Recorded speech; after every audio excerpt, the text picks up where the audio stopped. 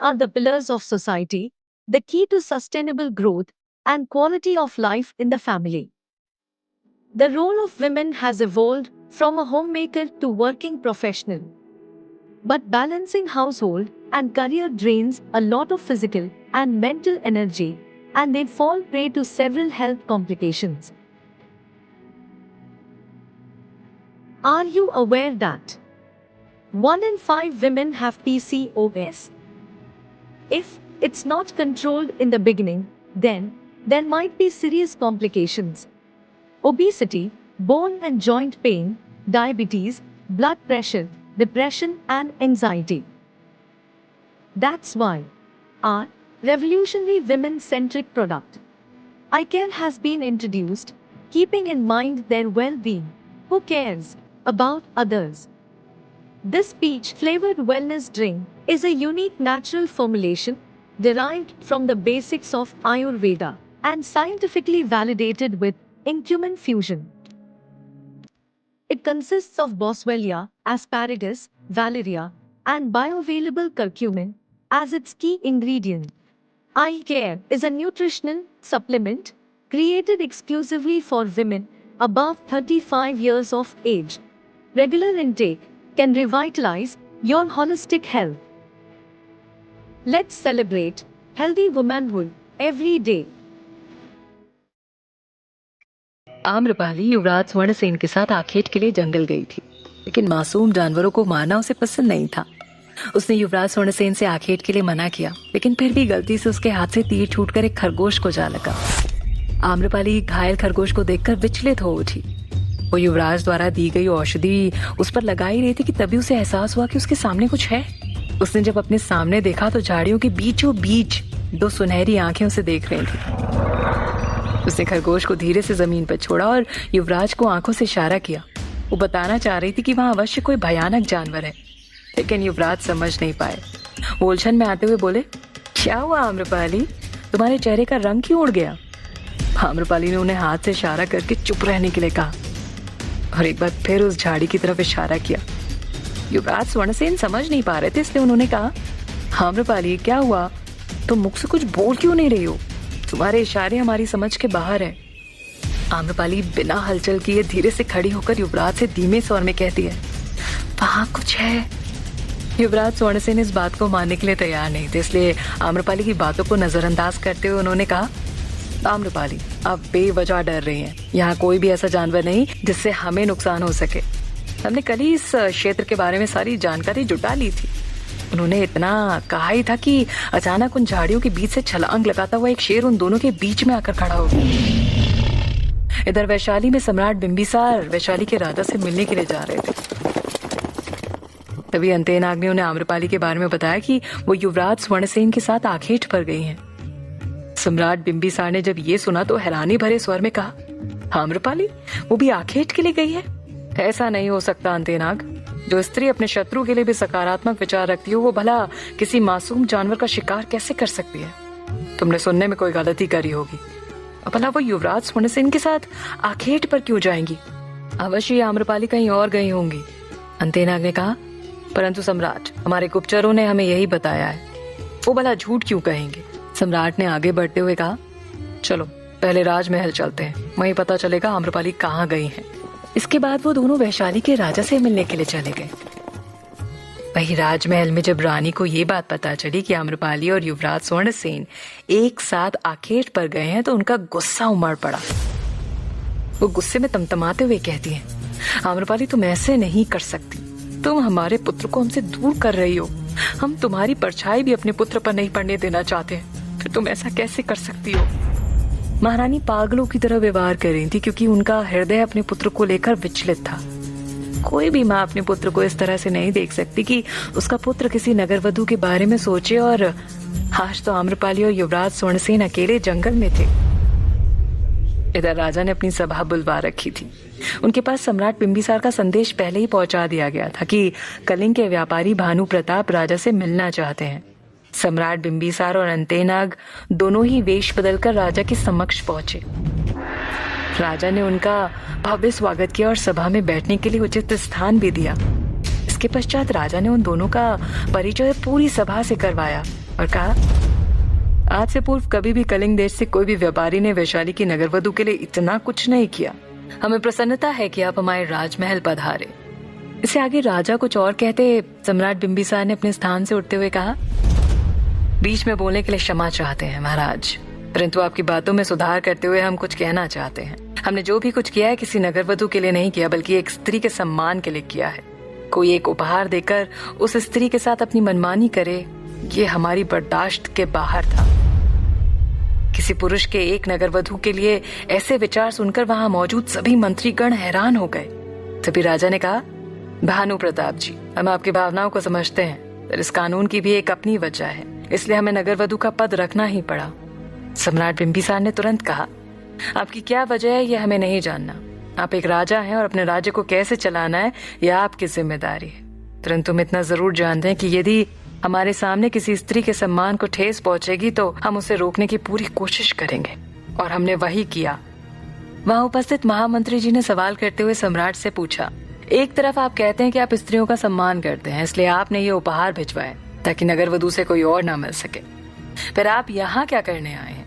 आप भी तो आम्रपाली से मिलना ही चाहते हैं।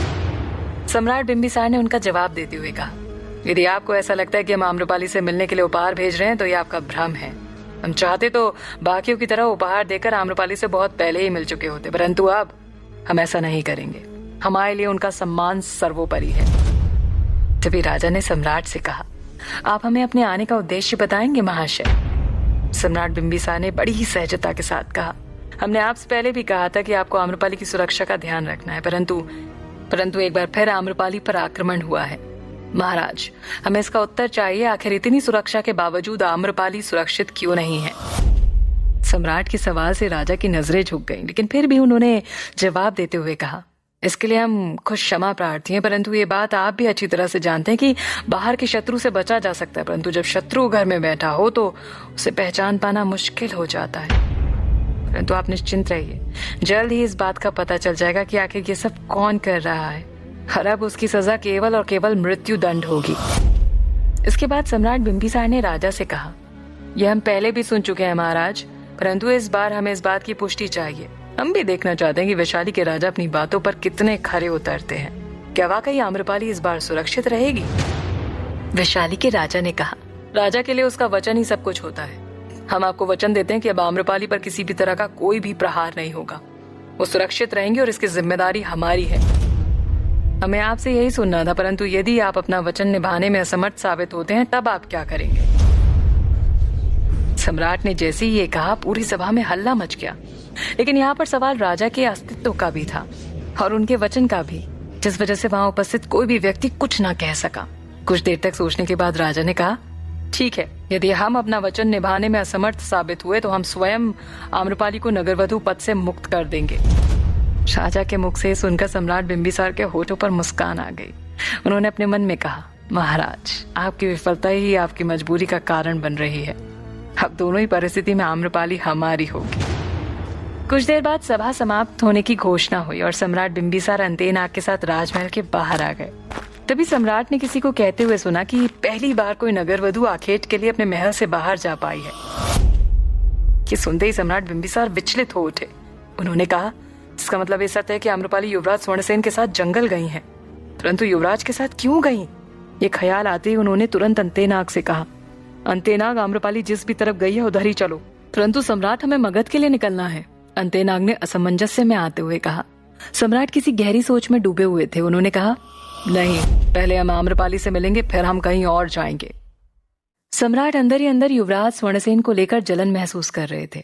अंतेनाग के पास सम्राट की बात मानने के अलावा कोई और विकल्प ही नहीं था। वो दोनों जंगल की तरफ निकल पड़े।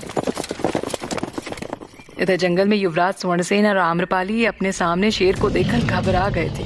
शेर कभी आम्रपाली की तरफ देखता तो कभी युवराज स्वर्णसेन की तरफ। युवराज ने आम्रपाली को इशारे से चुप खड़े रहने के लिए कहा और इस संकट से कैसे निकला जाए इसका हल ढूंढने लगे। शेर धीरे धीरे आम्रपाली के नजदीक जाने लगा। आम्रपाली का गला डर की वजह से सूख रहा था, उसके पैर कांप रहे थे। शेर उसे घूरते हुए उसकी तरफ बढ़ रहा था। आम्रपाली कभी युवराज की तरफ देखती तो कभी शेर की तरफ। इससे पहले शेर आम्रपाली के पास पहुंचता, पीछे से युवराज स्वर्णसेन ने उसे एक पत्थर मारा और चिल्लाते हुए कहा, आम्रपाली की तरफ क्यों जा रहे हो, हमारी तरफ आओ। शेर का ध्यान आम्रपाली से हटकर युवराज की तरफ चला गया और वो युवराज की तरफ आने लगा। युवराज का धनुष बाण और उनकी तलवार उनसे करीब 15 कदम की दूरी पर थे। युवराज तेजी से उस ओर दौड़े, लेकिन जब तक वो उसके पास पहुंचे शेर उनके पास आ चुका था। उसने युवराज पर छलांग लगा दी। ये देखकर आम्रपाली चीख पड़ी, युवराज संभलिए। युवराज एक और छलांग लगाते हुए शेर के पहले वार से किसी तरह बच निकले, लेकिन अब उनके पास शेर से लड़ने के अलावा कोई और दूसरा विकल्प ही नहीं था। उनके पास कोई अस्त्र भी नहीं था। शेर अब उनकी तरफ दहाड़ता हुआ तेजी से बढ़ा, लेकिन इस बार युवराज सतर्क थे। उन्होंने पास में पड़े एक लकड़ी के डंडे से शेर पर वार किया। अब दोनों में द्वंद्व शुरू हो चुका था, लेकिन युवराज उसके सामने कमजोर पड़ते नजर आ रहे थे। आम्रपाली ने जब ये देखा तो उसने दौड़कर धनुष उठा लिया और युवराज को बचाने के लिए शेर पर तीर छोड़ा, लेकिन उसी वक्त शेर किनारे हो गया और आम्रपाली का निशाना चूक गया। आम्रपाली ने एक एक करके 3 तीर छोड़े, पर वो सारे वार खाली चले गए। युवराज बुरी तरह से घायल हो चुके थे, लेकिन फिर भी लगातार एक योद्धा की तरह लड़ते जा रहे थे। आम्रपाली के पास आखिरी तीर बचा था। उसने खुद से कहा, इस बार ये निशाना नहीं चूकना चाहिए, चाहे कुछ भी हो जाए, हम युवराज को कुछ नहीं होने दे सकते। ऐसा कहते हुए आम्रपाली ने शेर पर निशाना लगाते हुए तीर छोड़ दिया, और इस बार तीर शेर की पीठ पर लगते हुए निकल गया। तीर लगने की वजह से शेर एक पल के लिए विचलित हो गया और उसने युवराज को छोड़ दिया, लेकिन अब उसके निशाने पर आम्रपाली थी और तीर लगने की वजह से शेर अब और भड़क चुका था। अब आम्रपाली बहुत ज्यादा डर गई थी। उसने धनुष वहीं छोड़ा और तुरंत वहां से एक और भाग पड़ी, लेकिन जितनी दूरी तक वो भागी, शेर अपनी एक छलांग में उसके पास पहुंच गया। युवराज स्वर्णसेन आम्रपाली को बचाने के लिए उसके पीछे भागे, लेकिन कुछ दूर आने के बाद न उन्हें आम्रपाली दिखाई दी और न ही वो शेर। युवराज स्वर्णसेन आम्रपाली को आवाज लगाते हुए चारों तरफ जंगल में ढूंढने लगे। आम्रपाली उन्हें कहीं भी नजर नहीं आ रही थी। आम्रपाली के ना मिलने की वजह से अब युवराज घबरा गए। वो अपने साथ आए सैनिकों के पास गए और उन्हें जंगल के चारों कोनों में आम्रपाली को ढूंढने के लिए उन्होंने कहा, और खुद भी आम्रपाली को ढूंढने निकल गए। उन्होंने खुद को सांत्वना देते हुए कहा, आम्रपाली को कुछ नहीं हुआ होगा ना, वो बहुत बहादुर है, वो जहाँ भी होगी उन्हें हम ढूंढ लेंगे।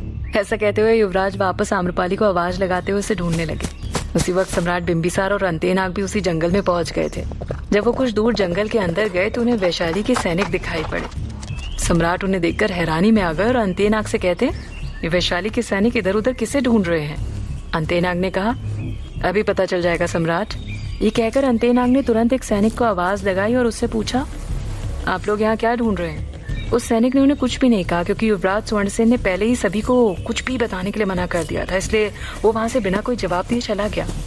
लेकिन सम्राट को ये सब बहुत अजीब लग रहा था। आखिर आम्रपाली और युवराज की सुरक्षा के लिए आए सैनिक जंगल में इधर उधर क्यों भटक रहे हैं, किसे ढूंढ रहे हैं? उन्होंने तुरंत अंतेनाग से कहा, अंतेनाग, हमें कुछ भी ठीक नहीं लग रहा है। आम्रपाली और युवराज स्वर्णसेन को जल्द से जल्द ढूंढो। दोनों ही इधर उधर उन दोनों को जंगल में ढूंढने लगे। सुबह से शाम हो गई। युवराज ने जंगल का कोना कोना छान मारा, लेकिन आम्रपाली को अब कहीं भी कुछ भी पता नहीं चला। युवराज स्वर्णसेन अब हताश हो गए थे। इधर राजमहल में जब महारानी ने देखा कि युवराज अब तक जंगल से वापस नहीं आए तो वो परेशान हो उठी। वो राजा के पास जाकर कहती है, महाराज, आपको हमारे पुत्र की कोई चिंता है भी या नहीं? सुबह आखेट के लिए वो गए थे और अब तक वापस नहीं लौटे। तभी राजा ने कहा, निश्चिंत रहिए महारानी, उन्हें कुछ नहीं होगा, वो जल्दी वापस आ जाएंगे। वैसे भी हमने उन्हें लेने के लिए और सैनिकों को भेजा है। वो दोनों बात कर ही रहे थे कि तभी सेनापति जी भागते हुए आए और राजा से बोले, महाराज, जल्द से जल्द चलिए। सेनापति जी के चेहरे पर चिंता साफ दिखाई दे रही थी। ये देखकर राजा भी गंभीर हो गए। उन्होंने कहा, क्या हुआ सेनापति जी, आप इतने परेशान क्यों हैं? सेनापति जी ने जोर देते हुए कहा, जल्दी चलिए महाराज, बाहर युवराज। सेनापति जी के मुख से युवराज का नाम सुनकर महारानी तुरंत बोल पड़ी, क्या हुआ युवराज को? इतना कहकर राजा, रानी और सेनापति जी तुरंत महल के बाहर आ गए। बाहर युवराज स्वर्णसेन और बाकी सैनिक जो उनके साथ आखेट पर गए थे, सब साथ खड़े थे। युवराज स्वर्णसेन के हाथों से खून निकल रहा था। इसके साथ ही उनके चेहरे पर गहरी चोटें थीं। जगह जगह शेर के पंजों के निशान थे जिससे खून निकल रहा था। युवराज के शरीर पर इतनी सारी चोटों के निशान देखकर महारानी भागते हुए उनके पास गई और चिंतित होते हुए बोली, पुत्र, इतनी गहरी चोटें कैसे लगी? आप ठीक तो है ना? युवराज स्वर्णसेन उदास चेहरा लिए अपनी नजर नीचे झुकाकर शांत खड़े रहे। सरना भी तब तक वहां पहुंच गई थी। उसने चारों तरफ देखा, उसे आम्रपाली कहीं नजर नहीं आई। उसने परेशान होते हुए स्वर्णसेन से पूछा, सेवी, आम्रपाली कहाँ है युवराज? क्या वाकई आम्रपाली युवराज के साथ वापस नहीं आई थी? आखिर जंगल में आम्रपाली के साथ क्या हुआ होगा? क्या वाकई वो शेर का शिकार हो गई थी? जानने के लिए सुनते रहिए। वाली।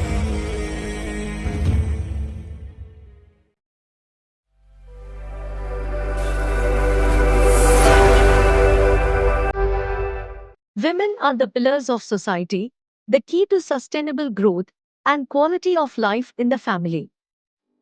The role of women has evolved from a homemaker to working professional. But balancing household and career drains a lot of physical and mental energy, and they fall prey to several health complications. Are you aware that 1 in 5 women have PCOS? If it's not controlled in the beginning, then there might be serious complications. Obesity, bone and joint pain, diabetes, blood pressure, depression, and anxiety. That's why our revolutionary women centric product, iCare, has been introduced, keeping in mind their well being. Who cares about others? This peach flavored wellness drink is a unique natural formulation derived from the basics of Ayurveda and scientifically validated with Incumin fusion. It consists of boswellia, asparagus, valeria, and bioavailable curcumin as its key ingredient. Eye care is a nutrition